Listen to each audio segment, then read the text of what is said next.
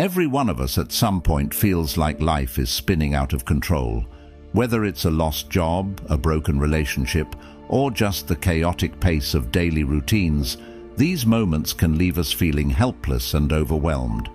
But what if I told you there's a way to not just survive these challenges, but to thrive amidst them?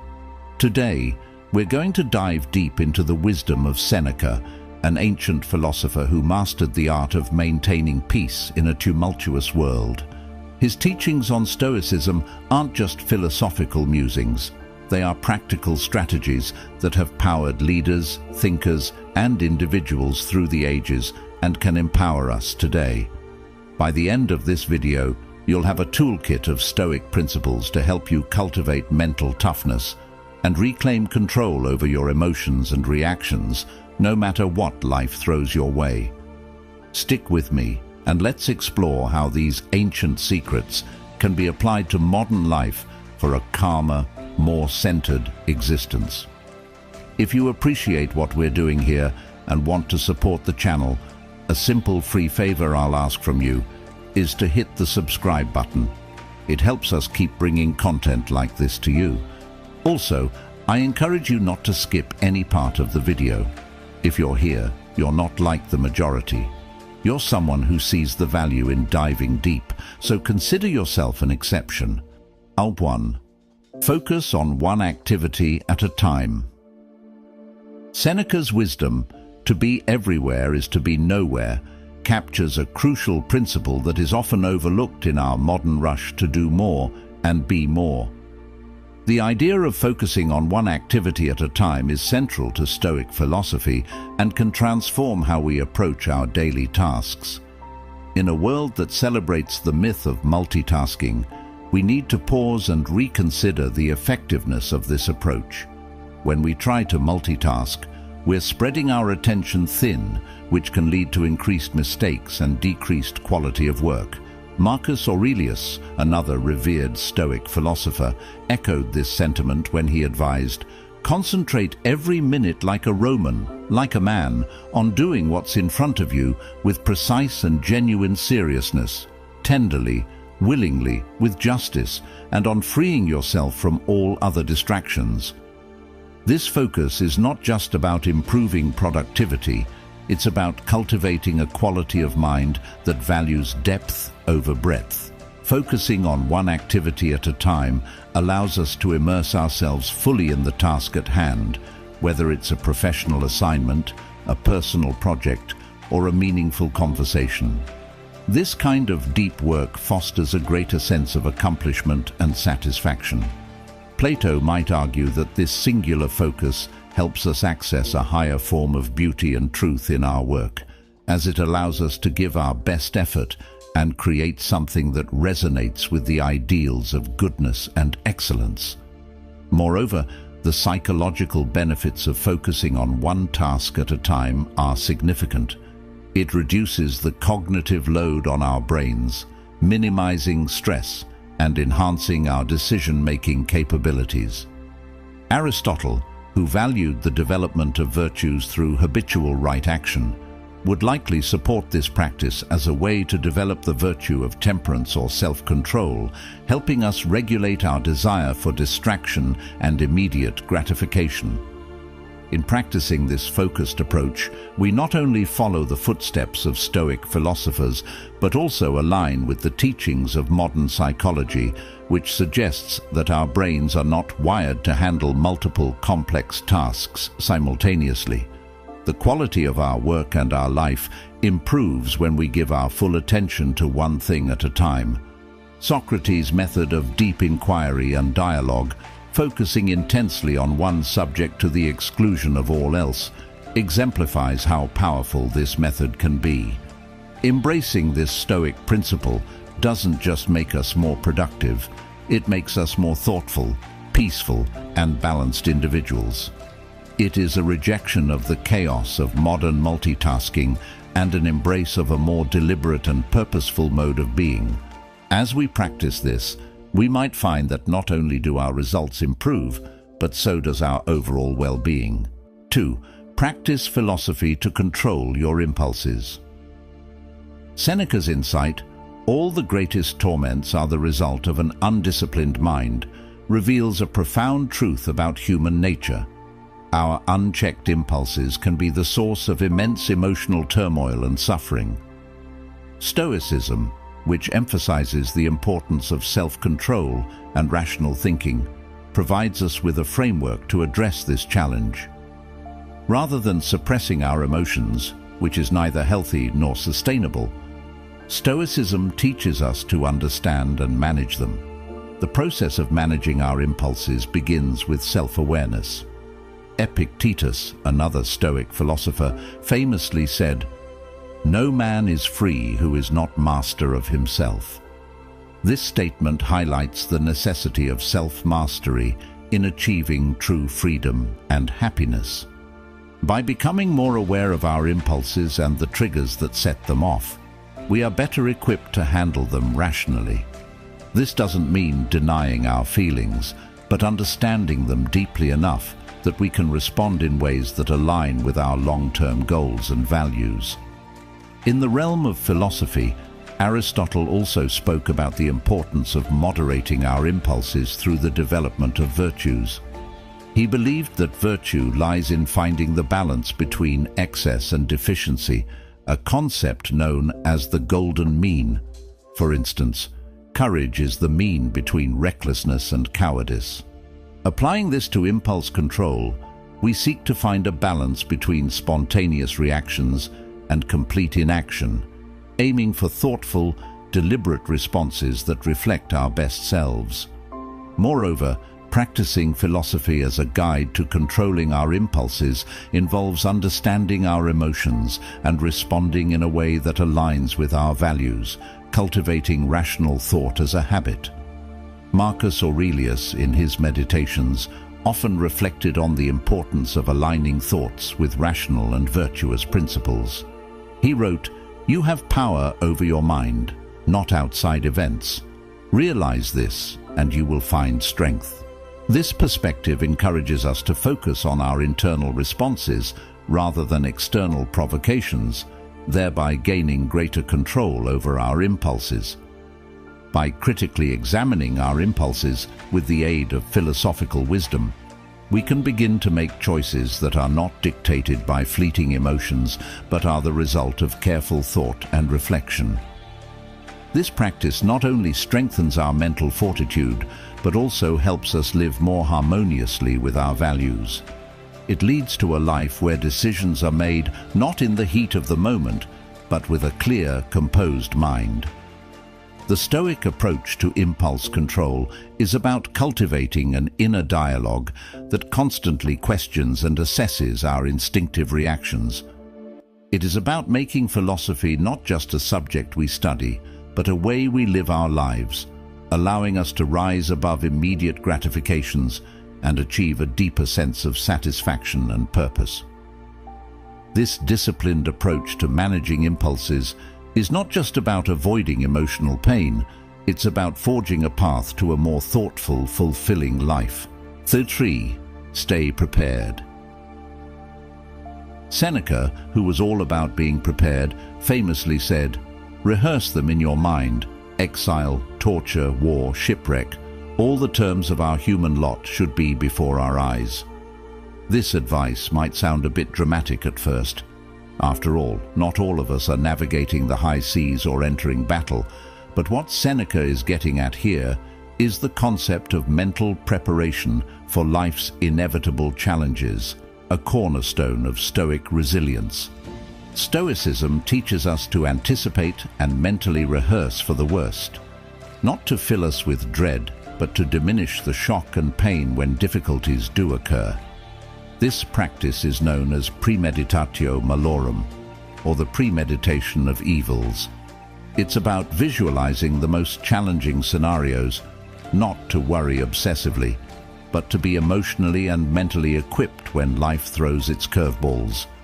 Think about it this way. Athletes practice under tough conditions to prepare for the strain of actual competition. Similarly, by mentally rehearsing challenging situations, we train our minds to handle stress and adversity with less panic and more poise. This Stoic practice helps us appreciate our current state. When we realize how much worse things could be, our everyday problems seem less overwhelming. Applying this Stoicism doesn't mean living in constant anxiety about what could go wrong. Rather, it's about having a realistic acknowledgement of potential negative outcomes.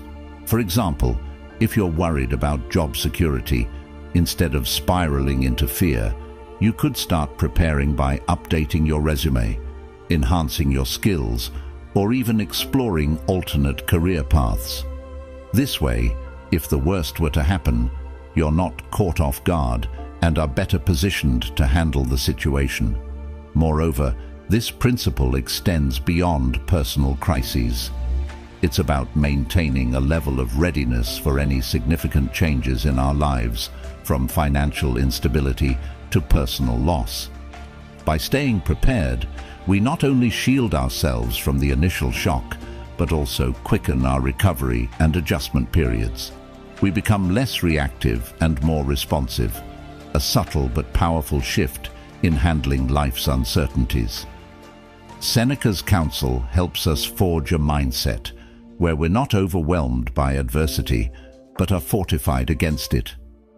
This mental readiness is not about expecting the worst, but about being prepared to deal with any situation, thereby enhancing our resilience and overall mental toughness. Through this Stoic lens, we see not just the potential for loss or hardship, but also the opportunity for growth and renewal in every challenge. 4. Voluntarily embrace hardships.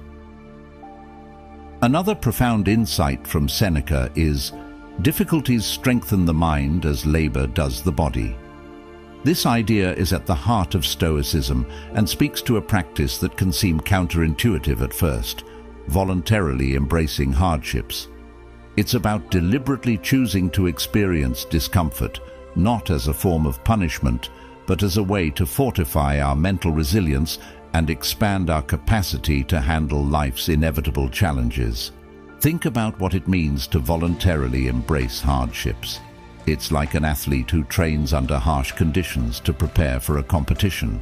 The athlete understands that by pushing the limits in a controlled environment, they're better prepared for the stresses of the actual event. Similarly, by choosing to face difficulties head-on, whether that's taking on a challenging project at work, speaking up in public, or even opting to live more simply, we enhance our mental toughness and adaptability. Seneca's approach teaches us that when we step out of our comfort zones on purpose, we're not just testing our limits, we're expanding them. For example, if you dread public speaking, regularly putting yourself in situations where you must speak in front of others can transform your fear into a skill. Over time, what once felt insurmountable becomes manageable and eventually comfortable. This Stoic practice is not about seeking out suffering for its own sake, but about recognizing that growth often comes from discomfort. Embracing voluntary hardships also means resetting our comfort thresholds. In a world that often prioritizes comfort and ease, choosing the harder path can seem radical. But Stoicism invites us to rethink what true comfort is. Is it merely the absence of discomfort? Or is it the presence of inner strength and peace that comes from knowing we can handle whatever comes our way?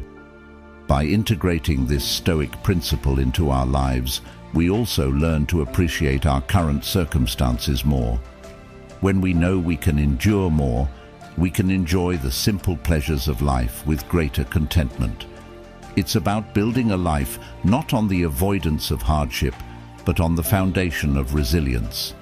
This doesn't mean we seek out suffering, but when hardship does come, we view it as an opportunity to practice our Stoic skills.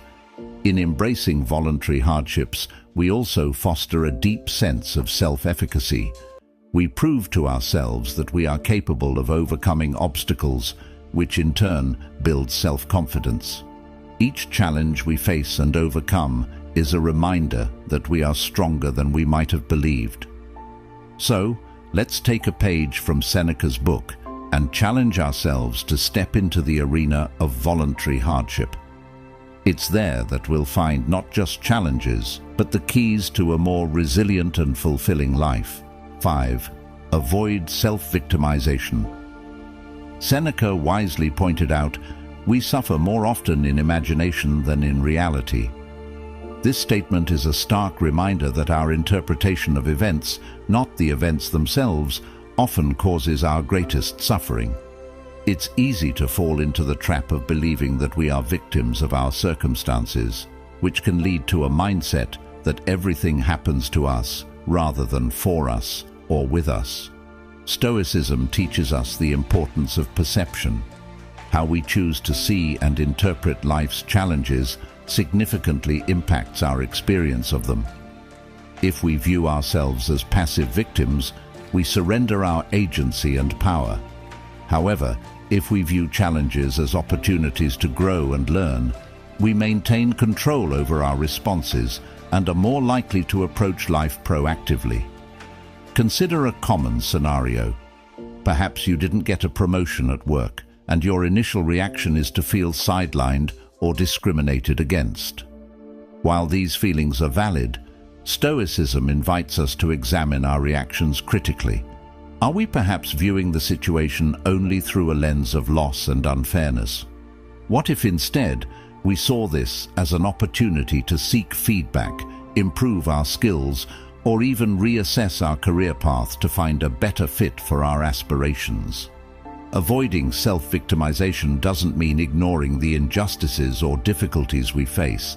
Rather, it means shifting our focus from what happens to us to how we respond to what happens. This shift is powerful. It moves us from a place of passive reaction to active participation in our lives. We stop asking, "Why is this happening to me?" and start asking, "What can I learn from this? How can I grow from this situation?" Stoicism equips us with the tools to detach from our initial emotional responses and see the bigger picture. It's about understanding that while we can't always control external events, we can control our perceptions and reactions. This mental shift is freeing and empowering. It allows us to live with a sense of purpose and resilience, making us better equipped to handle future challenges. Moreover, practicing this Stoic principle enriches our interactions with others. By refusing to cast ourselves as perpetual victims, we foster healthier relationships characterized by mutual respect and understanding rather than blame and resentment. We become more compassionate as we recognize that just as we are responsible for our happiness, so are others for theirs. In embracing the Stoic way, we liberate ourselves from the chains of self-victimization. We take charge of our narrative, acknowledging that we are the architects of our reality. This empowerment is the essence of Stoicism and the key to a fulfilling and proactive life. So let's choose to rise above victimhood, not by denying our pain, but by reframing our stories with strength, wisdom, and resilience. 6. Spend time in solitude. Seneca's advice to retire into yourself as much as possible emphasizes the value of solitude in Stoic philosophy. This guidance is not an encouragement toward isolation, but rather an invitation to engage in deep self-reflection and introspection. In our fast-paced, interconnected world, the noise of everyday life can drown out our inner voice and hinder our ability to reflect on our personal growth and values. Stoicism teaches us that true solitude is a state of rich self-awareness and not merely a physical state of being alone. The benefits of spending time in solitude are profound and have been echoed by philosophers throughout history.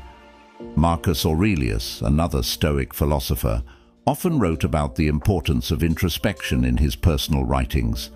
He believed that understanding oneself is essential to living a life of virtue and purpose. He stated, "Nowhere can man find a quieter or more untroubled retreat than in his own soul." This highlights the idea that solitude provides a sanctuary where one can escape the demands of the external world and focus on internal development.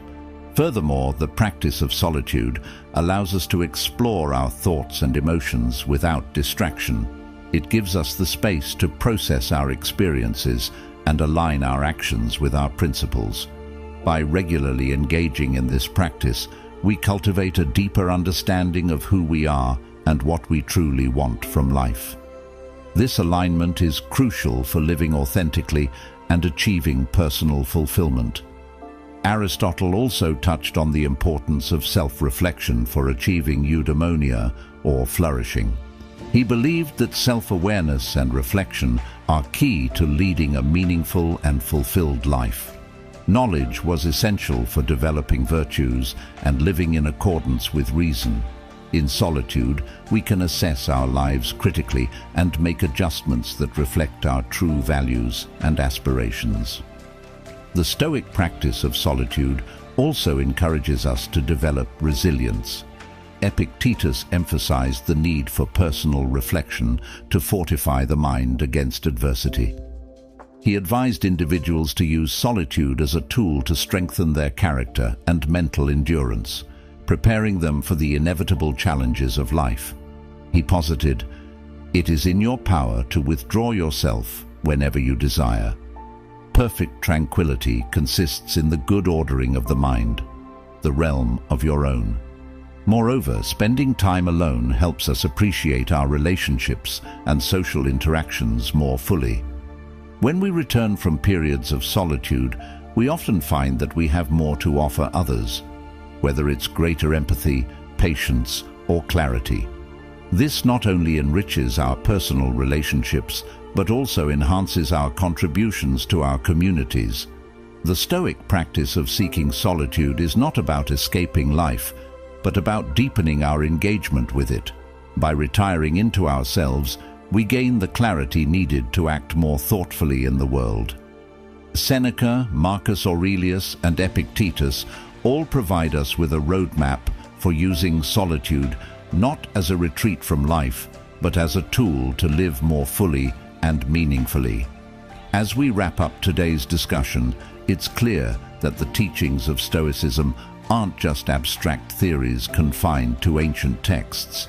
They offer practical strategies that can be applied to our daily lives, empowering us to lead more thoughtful, resilient, and purposeful lives. Stoicism teaches us the value of focus, the power of self-control, the importance of preparedness, the strength found in embracing hardships, the liberation that comes from avoiding self-victimization, and the clarity that solitude can bring.